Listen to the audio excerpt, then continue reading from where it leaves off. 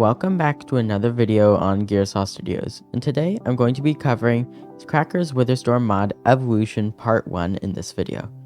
And without further ado, let's investigate what this massive update has brought for the mod.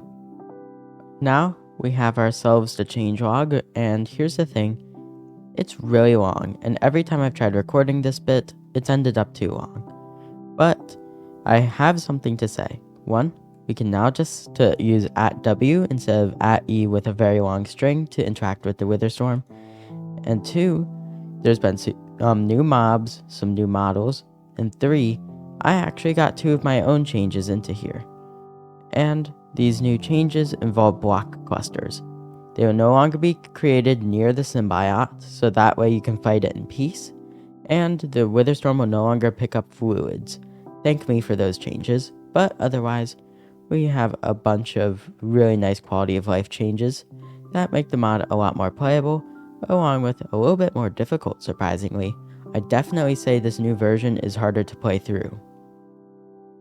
For edition number 1, we have a bunch of abandoned houses that have been added to the game, and we have 3 of them from building competitions.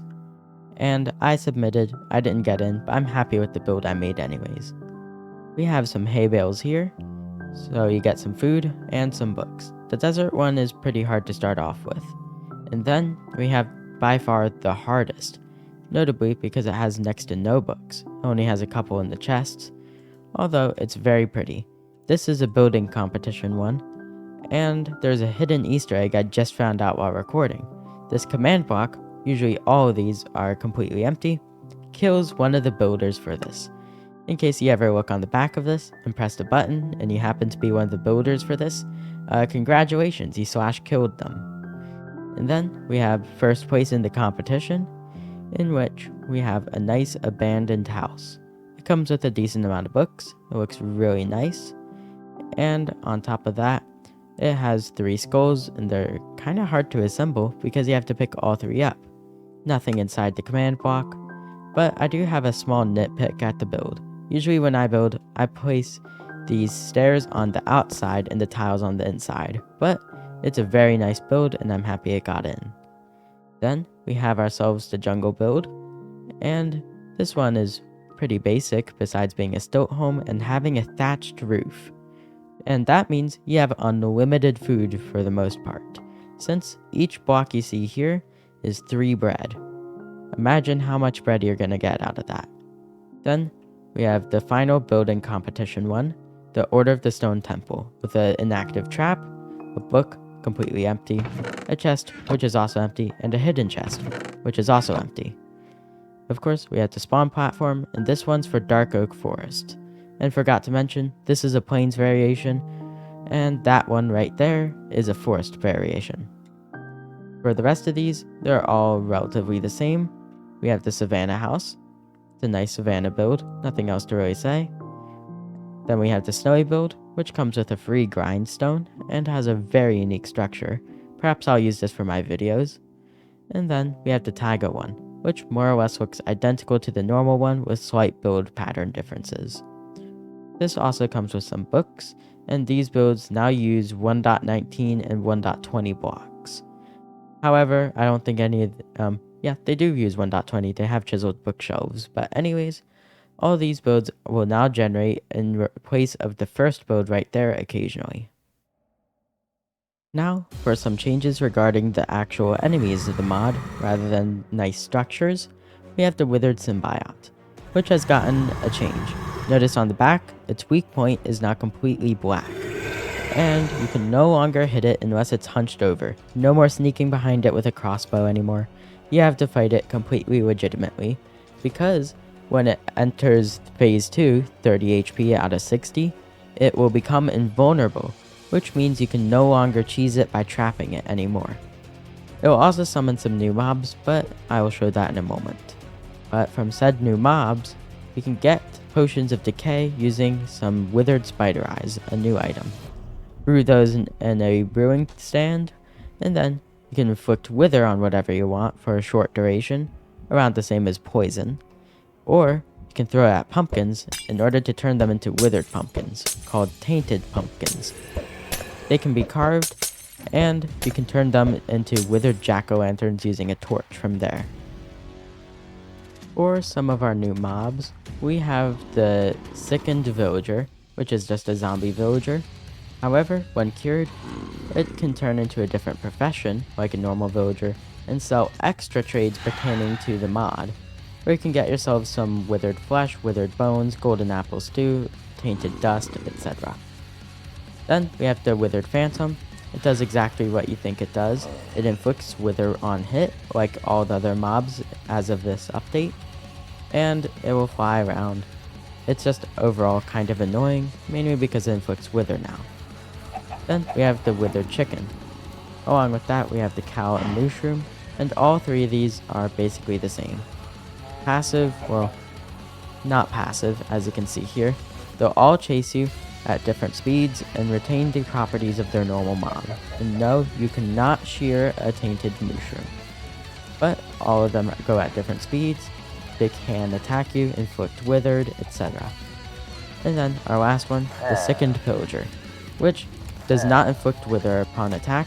Instead, it's best described as a pillager that has no special qualities. It's just purple and is not attacked by its fellow mobs. For the final new mob, we have ourselves the Withered Iron Golem, which isn't created through a beacon or through symbiote or command block fights, but rather assembling it using a tainted pumpkin. This essentially acts as a Zoglin of sorts. Although it doesn't attack everything, it attacks most things. Along with that, a way to summon these mobs is by crafting them using a withered beacon. Assembled here after the Witherstorm's death, we can create these mobs through different recipes. It's pretty user unfriendly. You'll probably need just enough items or asking around on the Discord server to get all the recipes, but a cool example of what you can do is with a level 4 beacon, 4 layers, one of which is lapis in the middle. You can place down a skull, 2 withered flesh, and 2 withered bones, and this produces yourself a symbiote, which means infinite command block books without having to re-kill the storm or summon it ever again. For the other half of the Withered Beacon's functions, it can now convert things into other things. When it's powered up like this, it doesn't need to be all the tiers. You can now place things orbiting it on top of just Wither Skulls, including this monstrosity that would probably destroy the earth through bad jokes, periodic table facts, and otherwise awful things. Or you can get yourself some cobblestone, place down enough, and it'll turn into tainted cobblestone. No need to resummon the storm to mine out the bowels if you have enough resources. And, spoiler alert for a moment, skip 30 seconds ahead if you don't want to see this part, we have a nice little Easter egg here. When you place down enough pork chops, you can assemble yourself a certain pig that everyone can remember from the games, Reuben. And he starts off as a baby pig, but otherwise is just a reskin. You can see he has the little thing on his back, and when grown up, he's just a normal pig, including the saddle and really large eyes, although he does not blink and has no special properties otherwise. With most of those changes out of the way, which is surprisingly a lot faster than my first recording of this entire video, we now have ourselves the command block tools, not just diamond ones now, all of them. Except netherite, that's coming at a later date most likely. But each of these have a different function. Diamond is a good generalist tool, while gold is insanely quick and enchantable. However, the sword is kinda useless since it's so quick that immunity frames stop you from attacking. Iron is slow but powerful, while stone is good at mining. Wood is not flammable, but all of them are not flammable and cannot even be destroyed through void. Which means wood, yeah, that's kind of all it's useful for.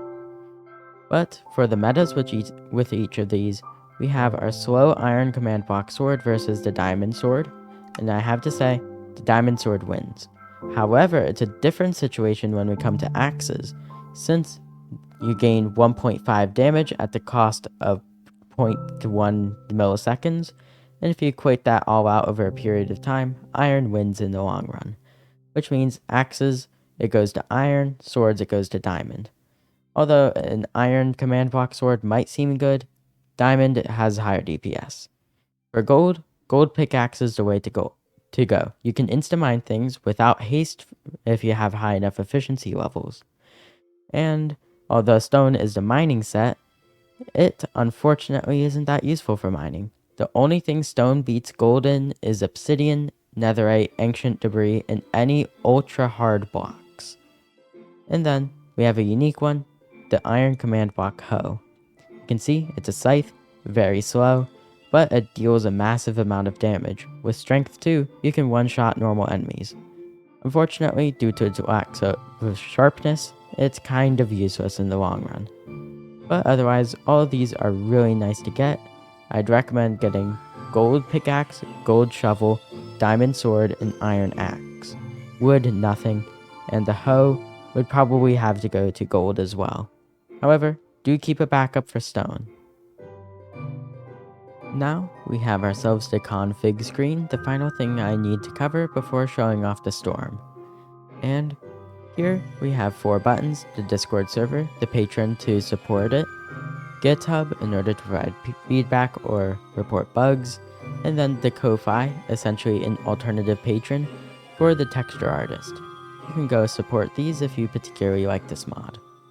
Client options are varying purposes as it states, and a lot of these are pertaining to performance and how an individual gets to play, including boss music, which I need to turn off for post-production, and then some accessibility, keep off ear ringing so it doesn't make my 11-week chronic tinnitus worse. Common options are mostly just for compatibility reasons or making sure things work, and then world options are for the specific world versus common options which are for everywhere. And these encompass a wide variety of things. There's also presets for these, including server performance mode, where it keeps it nice and efficient, although it reduces destruction, or mass destruction, which may or may not light your computer on fire, but it will be hilarious to see mine catch on fire, so I will be demonstrating it on this. Now for the part everyone's been waiting for, the Wither Storm itself. It's very loud in this phase because how many block clusters it picks up. I recommend turning down the friendly entities option in your sound, since the block clusters are considered friendly. Then, we have 3 new items used for dealing with the Wither Storm. We have the Phasometer. This is Mark II, which is crafted using 2 diamonds, a Phasometer, and 2 Eyes of Ender. While this one is just a repeater, a spyglass, black dye, and 2 other items, which will be shown right here. And you can see button and redstone, and the firework bundle, which we'll cover later, but this is its recipe. You can see that the storm now has new sub-phases, where it grows a lot slower visually, instead of in massive waves, but it really adds a sense of dread. This is on max destroy mode, and although it doesn't look that quick now, as we progress through the phases, we can go to phase 2 now where it gains its head, and then we can use /fill in order to accurately demonstrate what kind of chaos mass destruction mode does. And then terracotta here, get it a little bit closer for more funnies, and then as it grows up, it will get even more destructive. And yes, it will look at you in creative, but here you can see it is now at the beginning of phase 3, looks like a micro wither storm, and it has 3.2, which makes it even larger. And this one is pretty funny to watch over time since it gets faster and faster and destroys everything 1 block at a time usually.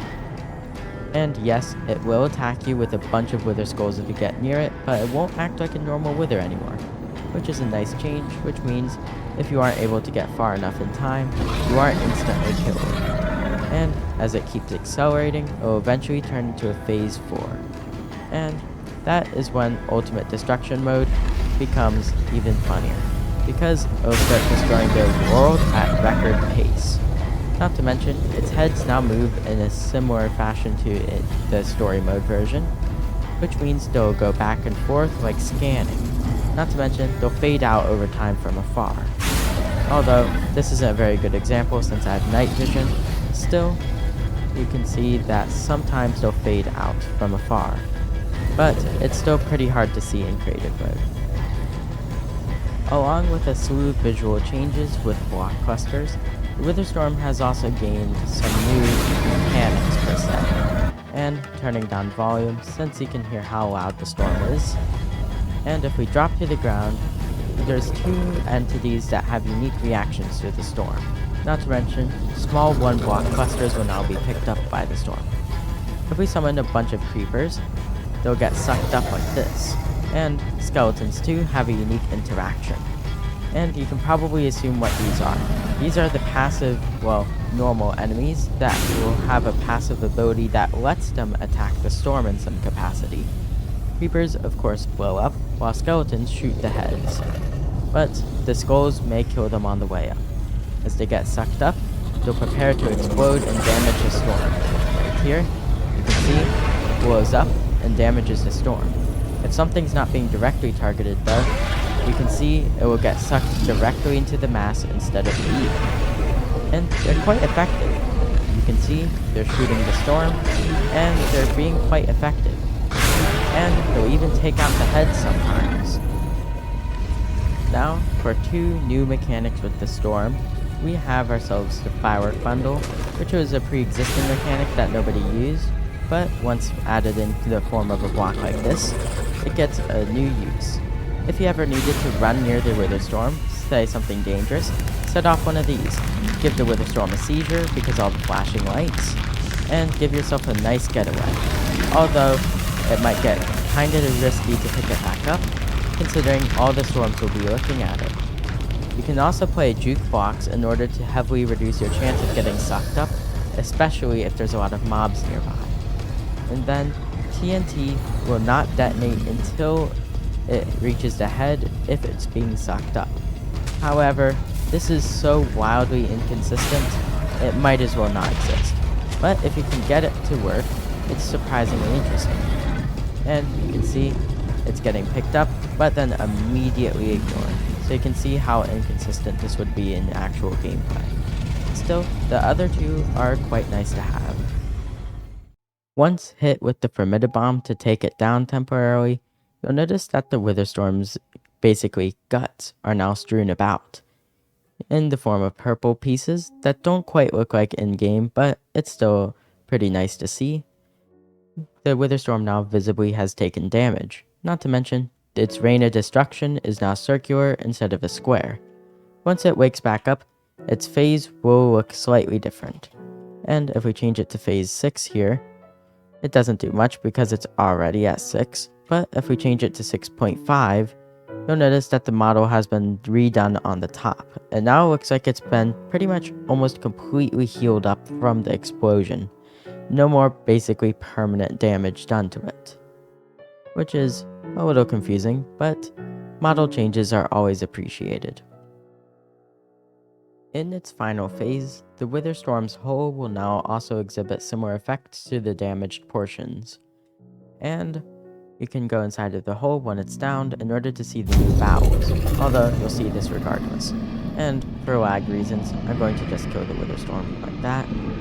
And the bowels have gotten some changes, including a new form of the final arena with pillars.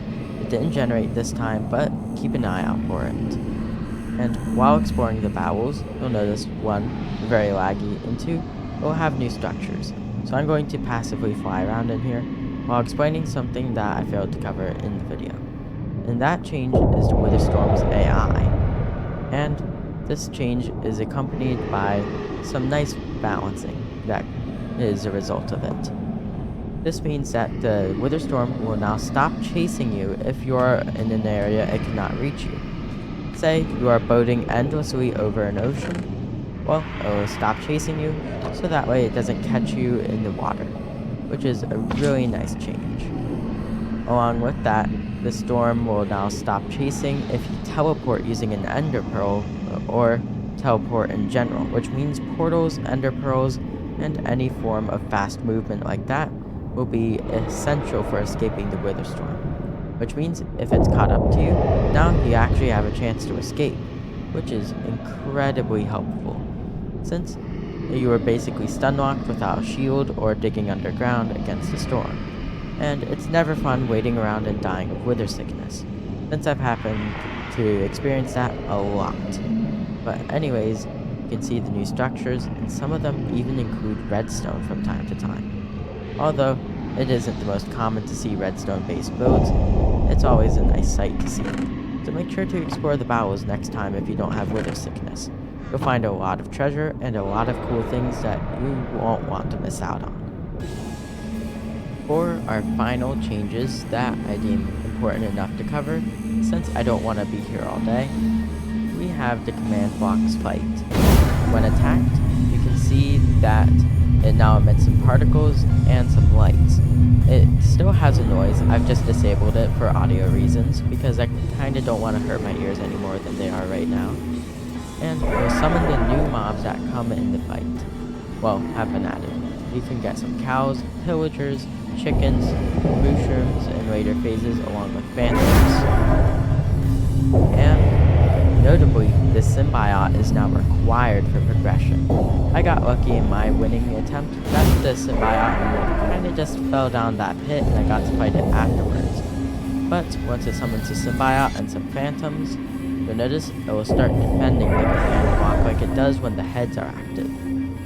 Otherwise, there aren't any other major changes. And it's still a very nice update to see for the mod, but it's too large to reasonably cover since so many different areas of the game have been changed, but I hope this has helped to show some of the major ones. And with that, it's the end of today's video. If you enjoyed this video, remember, please like and subscribe, it really helps me out. Either way, enjoy the rest of your day. Don't accidentally summon wither storms using 3 wither skulls at a withered beacon. Gearsaw out.